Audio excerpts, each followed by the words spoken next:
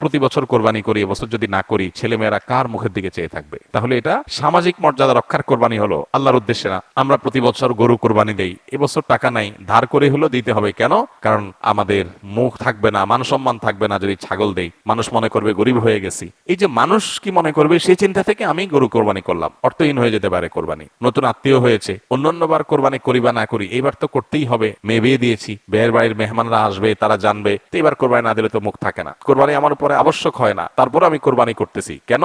ব্যয়কে দেখানোর জন্য। এখলাস নষ্ট হয়ে গেল। কোরবানির ইবাদতটাতে এক অদ্ভুত দৃশ্য আমাদের দেশে দেখা যায়। যারা যত বেশি প্র্যাকটিসিং, তাদের কোরবানির পশুর সাইজ সাধারণত তত কম থাকে। আর যারা যত বেশি নামাজ কালাম কম পড়ে, ইসলাম থেকে যত দূরে, তাদের কোরবানির পশুর সাইজ তুলনামূলকভাবে তত বড় হয়। নামাজ নাই, কালাম নাই, ইবাদত নাই, বন্দেগী নাই, কোরবানির বেলায় মাশাআল্লাহ 4টা-5টা আছে, কারণ এটাতে বেটাগিরি জাহির করা যায়। কি কি কাজ করলে কোরবানি অর্থহীন হয়ে যেতে পারে? কোরবানি অর্থহীন হয়ে যাওয়ার জন্য সবচেয়ে বড় যেই কাজটি হতে পারে সেটা হলো লৌকিকতার কারণে, আল্লাহর সন্তুষ্টি অর্জন ছাড়া অন্য কোনো কারণে যদি কোরবানি হয়, তাহলে সেই কোরবানিটা অর্থহীন হয়ে যেতে পারে। কোরবানিটার সওয়াব পাওয়া থেকে আমরা বঞ্চিত হতে পারি। আল্লাহর কাছে এর কোনো বিনিময় আমাদের নাও থাকতে পারে যদি আমাদের ইখলাস না থাকে। কোরবানিতে ইখলাস খুব কমই থাকে। কোরবানিকে ঘিরে যদি আপনি বলেন সবচেয়ে বড় সতর্ক থাকার জায়গাটা কোনটা, তো আমি বলবো নিয়াতকে খালিস করা। অন্য অনেক ইবাদত আছে, নামাজের ক্ষেত্রে আমরা আল্লাহর জন্য নামাজ পড়ি, সেখানে আসলে ইখলাসের অভাব এত বেশি থাকে না। কোরবানির মধ্যে ইখলাসের অভাব যত বেশি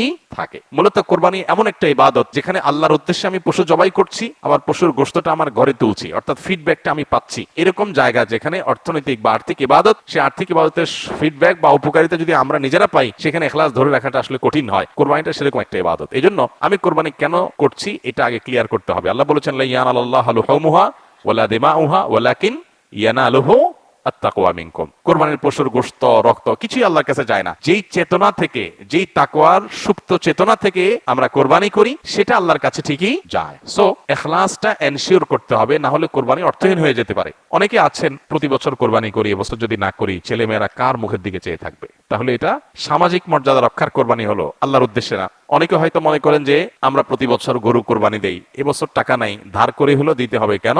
কারণ আমাদের মুখ থাকবে না, মান সম্মান থাকবে না যদি ছাগল দেই, মানুষ মনে করবে গরিব হয়ে গেছি। এই যে মানুষ কি মনে করবে সেই চিন্তা থেকে আমি গরু কোরবানি করলাম, অর্থহীন হয়ে যেতে পারে কোরবানি। ঠিক একই ভাবে নতুন আত্মীয় হয়েছে, অন্যান্যবার কোরবানি করি বা না করি, এবার তো করতেই হবে, মেয়ে বিয়ে দিয়েছি, বিয়ের বাড়ির মেহমানরা আসবে, তারা জানবে, তো এবার কোরবানি না দিলে তো মুখ থাকে না। কোরবানি আমার উপরে আবশ্যক হয় না, তারপর আমি কোরবানি করতেছি কেন? ব্যয়কে দেখানোর জন্য। ইখলাস নষ্ট হয়ে গেল। অনেকে আছেন যে কোরবানির মূল উদ্দেশ্য হয় হলো ফ্রেশ গোশত সংগ্রহ করা, এই সামাজিক মর্যাদা ইত্যাদি, এগুলোর কারণে কোরবানি সবচেয়ে বেশি অর্থহীন হয়ে যায়। এই জন্য কোরবানিকে সবচেয়ে বেশি আমাদের রিয়া বা লৌকিকতা থেকে মুক্ত রাখার চেষ্টা করতে হবে। আল্লাহ আমাদের তৌফিক দান করুন। দ্বিতীয়ত, হারাম অর্থ দিয়ে যদি কোরবানি করেন তাহলে সেটা অর্থহীন হয়ে যেতে পারে। আপনি দেখবেন কোরবানির ইবাদতটাতে এক অদ্ভুত দৃশ্য আমাদের দেশে দেখা যায়। যারা যত বেশি প্র্যাকটিসিং, তাদের কোরবানির পশুর সাইজ সাধারণত তত কম থাকে। আর যারা যত বেশি নামাজ কালাম কম পড়ে, ইসলাম থেকে যত দূরে, তাদের কোরবানির পশুর সাইজ তুলনামূলকভাবে তত বড় হয়। অদ্ভুত না ব্যাপারটা?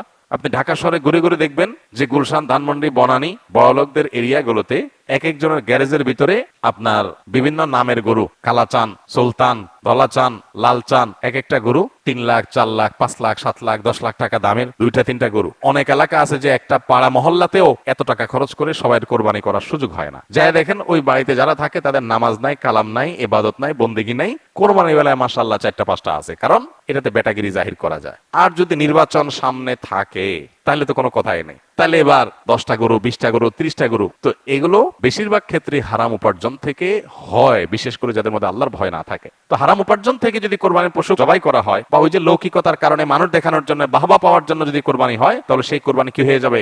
অর্থহীন হয়ে যেতে পারে। তৃতীয়ত যে বিষয়টা আমাদের খেয়াল করা দরকার সেটা হলো কোরবানির পশুর জবাই করে তার গোশত খাওয়া আল্লাহ তাআলা আমাদের জন্য হালাল করেছেন, কিন্তু এর মানে এই না যে পশুর প্রতি কোনো অমানবিক আচরণ করা যাবে। পশুর প্রতি অমানবিক আচরণ করলেও কোরবানি অর্থহীন হয়ে যেতে পারে। এখন বলতে পারেন পশুর প্রতি কেউ কেউ অমানবিক আচরণ করে? উত্তর হলো হ্যাঁ, করে। কিভাবে করে? অনেকে আছেন পশু কিনে আনার পর যথাযথভাবে যত্ন আত্তি করে না, নিয়মতান্ত্রিক ভাবে খাওয়ায় না। কারণ জবাই করে ফেলবো, দরকার কি খাওয়ানোর? আপনি 1 সপ্তাহ আগে, 5 দিন আগে বাজার থেকে পশু কিনে আনছেন, এর ঠিক মতো খাওয়াইলেন না, যেখানে তার কষ্ট হয়, মশা টশা আছে, যেখানে সেখানে তার বেঁধে রাখলেন। মিনিমাম যত্ন আত্তি যতটুকু দরকার, পশু হলেও তার ভিতরে প্রাণ আছে, সে প্রাণী। সো প্রাণী হিসেবে তাকে যতটুকু যত্ন করা দরকার সেটা না করে জবাই তো করে ফেলবো, দরকার কি আর কেয়ার করা? তাকে আপনি অহেতুক কষ্ট দিলেন, তাহলে এটা আপনার কোরবানিকে অর্থহীন করতে পারে। নবী সাল্লাল্লাহু আলাইহি ওয়াসাল্লাম বলেছেন, ইন্নাল্লাহা কাতাবাল ইহসান ইহসানা আলা কুল্লি শাই, আল্লাহ প্রত্যেকটা বস্তুর প্রতি ইহসান করা, অনুগ্রহ করাকে আবশ্যক করে দিয়েছেন, ফরজ করে দিয়েছেন। প্রতিটা বস্তুর প্রতি কি করতে হবে?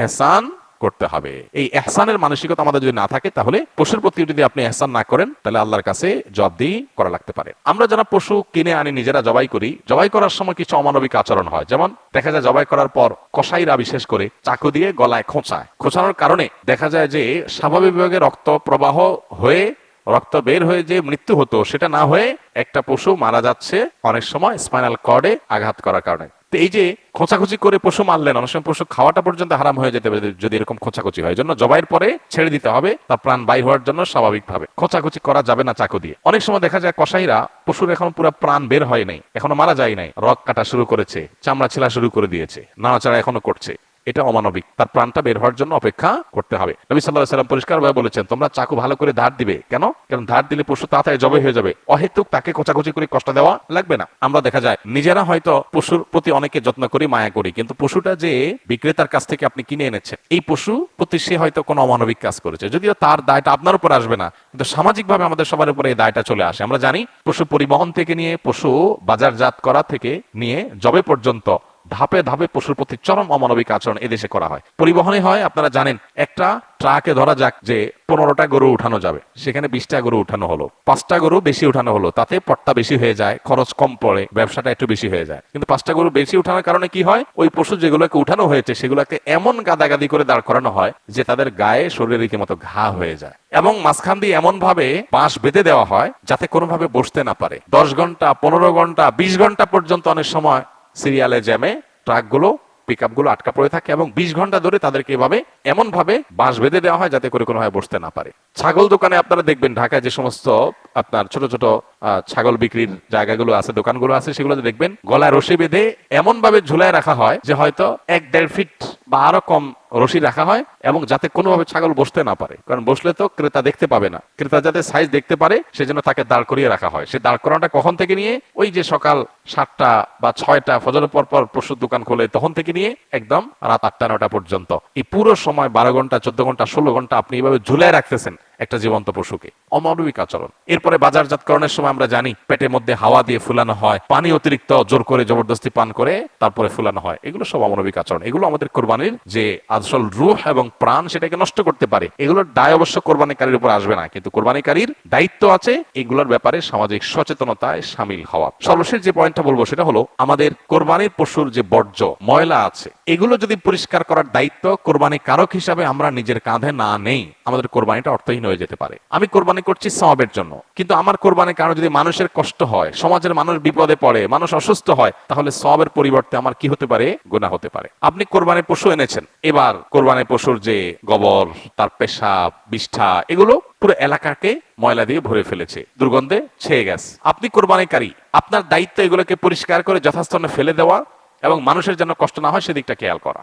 পেশাব করেছে, পানি দিয়ে তাড়াতাড়ি করে ধুয়ে ড্রেনে এটাকে ফেলে দেওয়া, এবং ড্রেনে যাতে আবার প্রবাহটা ঠিক থাকে সেজন্য আপনি ভূমিকা রাখা, এটা আপনার কর্তব্য। গোবরগুলো নিয়ে আপনি ড্রেনে ফেলে দিলেন, তাহলে ড্রেনে জলাবদ্ধতা তৈরি হবে, পানি প্রবাহ বন্ধ হয়ে যাবে, এবং সেটার কারণে সেই বদ্ধ পানিতে মশা তৈরি হবে, ডেঙ্গু তৈরি হবে, সেখান থেকে মানুষ, এখন ডেঙ্গুর সিজন শুরু হয়েছে, গতকালকে না যেন আজকে পত্রিকা দেখলাম যে এবার মৌসুমের শুরুতে ডেঙ্গুর প্রকোপ ভয়াবহ।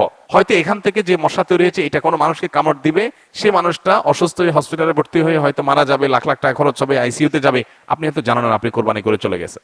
তো এই জন্য আমাদের কোরবানির পশুর বিষ্ঠা, ময়লা, বর্জ্য এগুলোকে পরিষ্কার করা, যথাস্থানে ফেলা, যেখানে সেখানে না ফেলা, এবং ড্রেন অন্যান্য জায়গায় মানুষের রাস্তাঘাটের আশেপাশে চলাফেরার জায়গায় ফেলে মানুষের কষ্টের কারণ যেন না হয় সেটা লক্ষ্য করা আমাদের কর্তব্য। যদি না করি তাহলে এই কোরবানি অর্থহীন হয়ে যেতে পারে। ভাইরা আমার, প্রতি বছর এই বিষয়টাতে আমরা সচেতনতা সৃষ্টি করার চেষ্টা করি। কোরবানি হোক পবিত্র, আমাদের দেশও থাকুক পরিচ্ছন্ন, আমাদের পরিবেশটাও ভালো থাকুক, এই স্লোগানটা আমাদের মাথায় রাখতে হবে। কোরবানি করার পরে অনেক সময় দেখা যায় কোরবানি পশুর রক্ত রাস্তায় বেয়ে পড়ে গেছে, মাটির রাস্তায় শুকিয়ে গেছে, আমি ভালো করে পানি ঢালি নাই, তাই সারা একটু পানি ঢেলে চলে গেলাম, তাহলে এই রক্তটা শুকানোর পরে দুর্গন্ধ হবে, মানুষ আশেপাশ দিয়ে যাবে, নাকে হাত দিয়ে যেতে হবে, কষ্ট হবে, দিলের বদদোয়া মানুষের আপনি পেতে থাকবেন। তে কোরবানি করে কি লাভ? আল্লাহর বান্দাদের কষ্ট দিয়ে তো আল্লাহকে আপনি খুশি করতে পারবেন না। কোরবানি পশুর জবে করার পর অনেকে বড়ি পছন্দ করেন, বড়ি খাওয়া হালাল, কেউ চাইলে পছন্দ করলে খেতে পারে পরিষ্কার করে। এখন বড়ির যে ময়লা সেগুলো আপনি রাস্তার পাশে কোন একটা খালে ফেলে দিয়ে চলে গেলেন, কারোর খেতে ফেলে দিয়ে চলে গেলেন, রাস্তার ধারে ফেলে দিয়ে চলে গেলেন। এবার 1 সপ্তাহ, 10 দিন, 15 দিন, 20 দিন, অনেক সময় 1 মাস বা আরো বেশি সময় পর্যন্ত এগুলোর গন্ধে আশেপাশে মানুষের বসবাস করা কঠিন হয়, পথচারীদের কষ্ট হয়। তো এগুলো সবগুলোই কিন্তু আমাদের কোরবানিকে অর্থহীন করে ফেলতে পারে। অতএব আমাদের উচিত হবে যে আমাদের কোরবানির পশু ময়লা বর্জ্য এগুলোকে গর্তে ফেলে দিয়ে মাটি চাপা দিয়ে সুন্দর করে সেটাকে দাফন করে দেওয়া, যাতে কোনোভাবে মানুষের কষ্টের কারণ না হয়। আল্লাহ রাব্বুল আলামিন আল্লাহকে সন্তুষ্ট করার মতো করে কোরবানি আমাদেরকে নিবেদন করার তৌফিক দান করুন। কোরবানি যেখানে ত্যাগের কথা বলে, সেখানে যদি আমরা মানুষকে কষ্ট দেই, তাহলে এটা সওয়াবের পরিবর্তে কোনো কোনো ক্ষেত্রে গুনাহের কারণ হতে পারে।